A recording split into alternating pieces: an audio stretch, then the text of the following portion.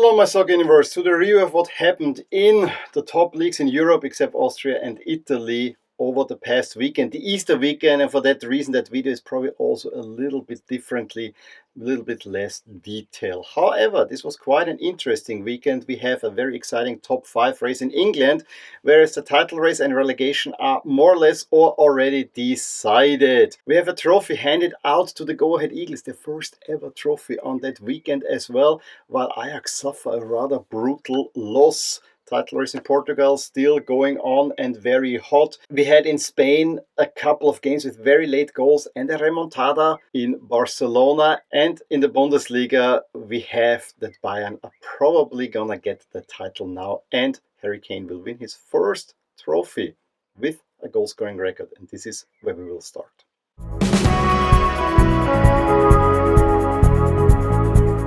Well, after this round, it seems like with 4 matches to go, the top and the bottom of the league are already kind of decided. Bayern go to Heidenheim, the team that sits in the relegation spot at the moment, and win 4-0 with Harry Kane scoring his 60th goal in his 60th Bundesliga game for Bayern, an absolutely mad record, and extend the lead on top of the table. And then St. Pauli managed to get a 1-1 draw from Bayer Leverkusen, meaning the lead increases to 8 points, so there's hardly any chance anymore for Bayer Leverkusen to defend their title. And results also didn't fall in the favor of the bottom 3, Bochum and Kiel. Kiel at least getting a point off Leipzig, which had huge repercussions in the fight for the final Champions League spot, because with that draw they're now only sitting a point ahead of Freiburg, who battled with 3-2 home win over Hoffenheim, and have now only a 2-point cushion over Mainz, only 2-2 at home against Wolfsburg, and leave also the door open for Dortmund and Bremen. Bremen labor to a 1-0 win over Bochum, whereas Dortmund get a 3-2 win in the Battle of the Borussias, being 1-0 down, roaring back to a 3-1 lead before a penalty pulls one back for Gladbach. In other results, we had an incredible first half between Union Berlin and Stuttgart, a 4-4 half. That has never happened in Bundesliga history before, and then naturally the second half ended in a 0-0, so spoils shared there, but there were some incredible goals in there. Augsburg only a 0-0 draw also against Frankfurt.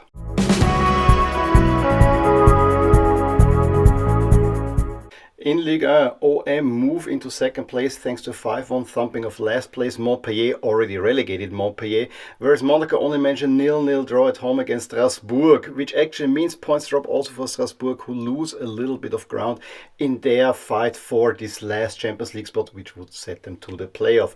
Same thing is true for Lyon, who lose the Rhône derby, the heated Rhône derby, 2-1 to second to last Saint-Étienne after being ousted by Manchester United. It was very heated because the second half had to be postponed for a serious amount of time due to a coin being thrown, I think at the referee, if not the linesman, despite Saint-Étienne actually having the lead. So rather weird circumstances there. Already Champions Elect win 2-1 against Le Havre, which doesn't help the hosts in their quest for survival. And then we had Lille getting a 3-1 home win over Auxerre and Nice a 2-1 over Angers to still have a claim for this 4th place.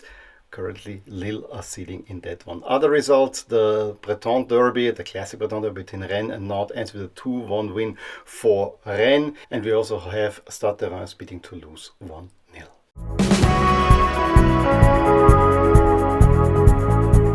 All 4 top teams in Portugal win, and so in the title race it all seems to come down to the head-to-head in round 33, Benfica against Sporting, unless someone trips up. However, the pressure this time was definitely on Benfica, as Sporting already managed a 3-1 home win over Moura Range, and Benfica had the toughest task in the last game of the round. They went to Vitoria and won 3-0.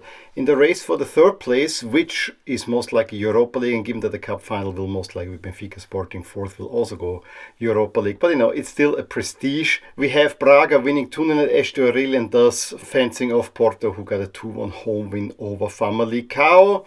And Vitoria, despite the loss to Benfica, also still in 5th place, which might be the last place for Europe, thanks to Santa Clara only managing a 1-1 at Rio Ave.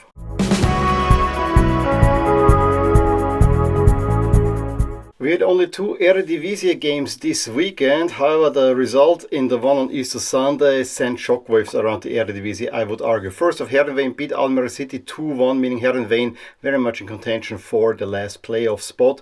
But Utrecht beating Ajax 4-0 came a little bit out of nowhere. This is a result that may derail Ajax, although Ajax still a very comfortable position currently with a game more, sitting 9 points clear of PSV, but this could come down to 6. Still, with 4 games to go, I think Ajax will see this out. Also remarkable, Sebastian Aller, former Ajax player, opened the scoring, and it also means that Utrecht give themselves at least a shot for qualifying for the Champions League. We also had a thrilling cup final in the Netherlands on Monday evening with AZ taking on the go-ahead Eagles, and early chances fell more to AZ. However, the go-ahead Eagles also had a few. The game then really took the next level when a penalty was given in the box for AZ. However, Perrot sees his effort saved. However, the goalie was off the line, so he can retake the penalty. AZ take the lead in the 54th minute. Of course, the go-ahead Eagles are then coming all out and are creating chances, but with that, there were also chances on counter-attack for AZ to actually seal the deal, and they twice had the chance. And so it comes as you would expect. It's a hands, potentially even a contentious hands penalty that in the last minute stoppage time Dale converts to send the go-ahead Eagles into overtime. In overtime, maybe more but smaller chances for AZ. However, the bigger chances went to the go-ahead Eagles. However, no more goals are scored. It goes all the way to penalties, where AZ goes first and are leading 2-1 when Tankstedt steps up and sees his penalty just not safe. So it's 2-2, and then Burmeister, who had been wanting to come on, steps up, is completely disappointed as his penalty is saved. Smith converts. Lachto also sees his penalty saved for AZ, and Dirksen hands then the go-ahead Eagles their first ever national trophy. Huge celebrations in Deventer, of course.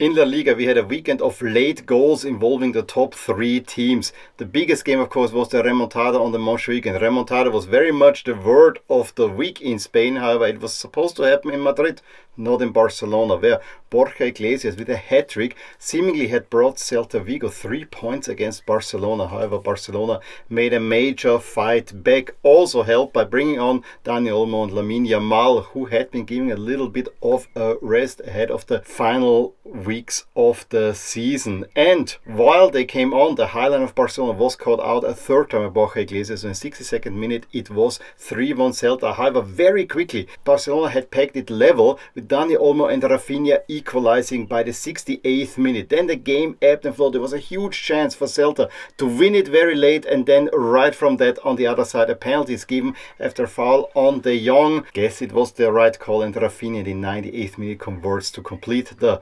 remontada for Barcelona. And with that win, Barcelona had extended the lead over Real Madrid to 7 points. However, Real Madrid also get a very late goal through Valverde, a brilliant goal to win against a second-string Athletic Club side at home at the Bernabeu. And yes, Athletic Club were only there to defend and maybe get a point out of Madrid.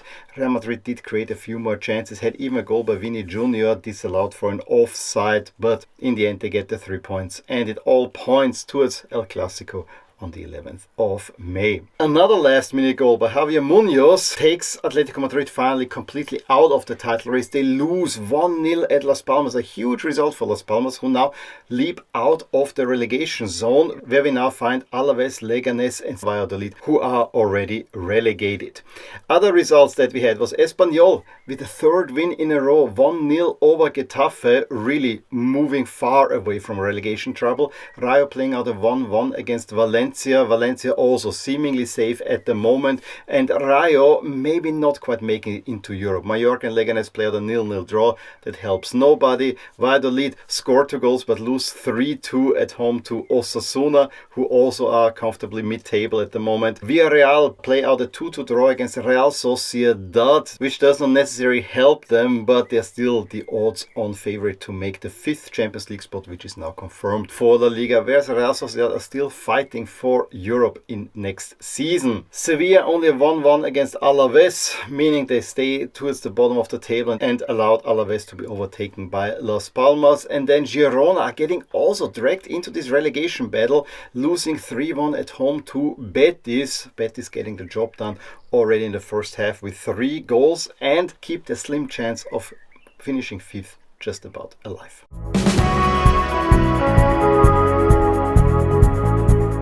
In the midweek, we had a make-up game in the Premier League between Newcastle and Crystal Palace, a game that had to be postponed because of the League Cup final, and Newcastle romped over Crystal Palace, beating them 5-0. In there was also probably one of the worst penalties you ever see by Mateta, who sees his effort saved, and then Newcastle make it, I think, 4-0 right after that. At that point, this put Newcastle into a 3rd place, very much set on finishing top 5.